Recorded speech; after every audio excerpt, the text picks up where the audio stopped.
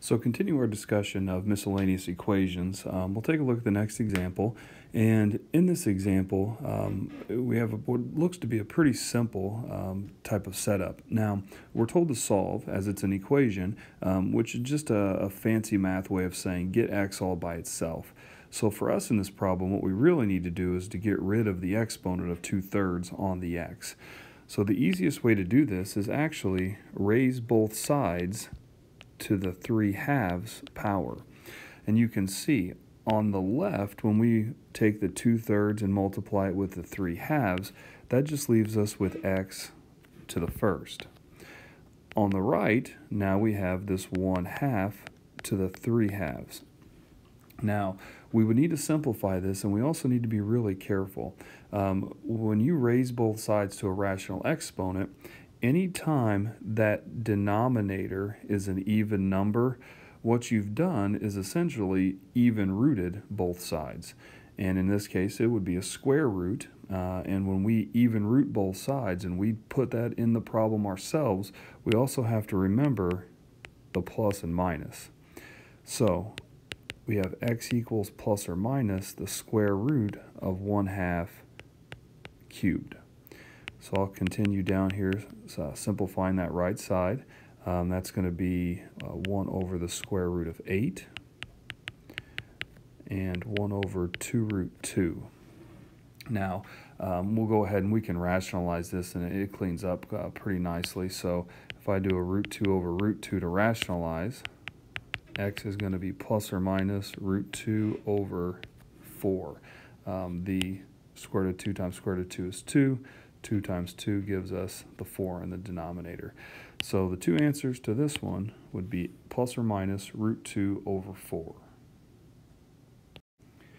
So the last problem we're going to look at in this section is up on the screen, and it looks kind of like it's going to be a big mess, but in reality, if you can recognize patterns, it actually isn't too bad. Now, the first thing that I'm going to show you is how to view this a little differently. And it might not be the first thing that you saw, but that's okay.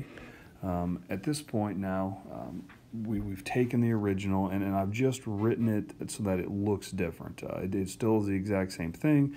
You can confirm that by even simplifying the left side of the second equation to back into the first one, but it's the same thing. Now, what I notice when I see this is that I've got a 1 over x minus 3 here and here, and I've also got a 2 and a 1. So we fit the pattern now of something that's quadratic-like. It's quadratic-like in the sense that we have the same pattern as a quadratic equation would have, which is going to allow us to use similar methods such as factoring or completing the square or quadratic formula with slight modifications. So as I do this, I want to keep in mind that when I FOIL my end result here, it should end up being what the previous line was. So let me go back to black here. So if I know that when I FOIL this back, when I take the first and multiply it together, I should get this, well then clearly this has to be a 1 over x minus 3. So 1 over x minus 3 times 1 over x minus 3 would give us the quantity squared. The other thing that I notice is that when I multiply the last two together, I need to get that negative 24. So I need factors of negative 24 whose sum would give us a positive 2.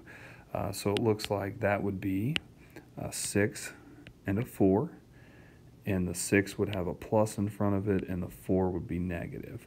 So again, take just a second, and you can probably even do it in your head. When you multiply this out, you can see that you end up with the previous step.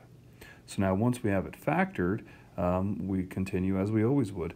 We take both of these factors, we set them equal to 0, and then we just solve them separately for x. So the first one here, we would get 1 over x minus 3 equals a negative 6. I would multiply both sides of this by x minus 3. 1 equals negative 6x plus 18. If I multiply the x minus 3 and distribute the negative 6 through, So that's going to be 6x equals 17, and x would equal 17/6. For the second one, it's pretty similar. X minus 3 would equal 4.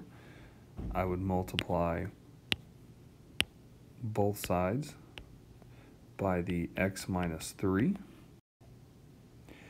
So on the left, I'll have 1 equals, and on the right, 4x minus 12.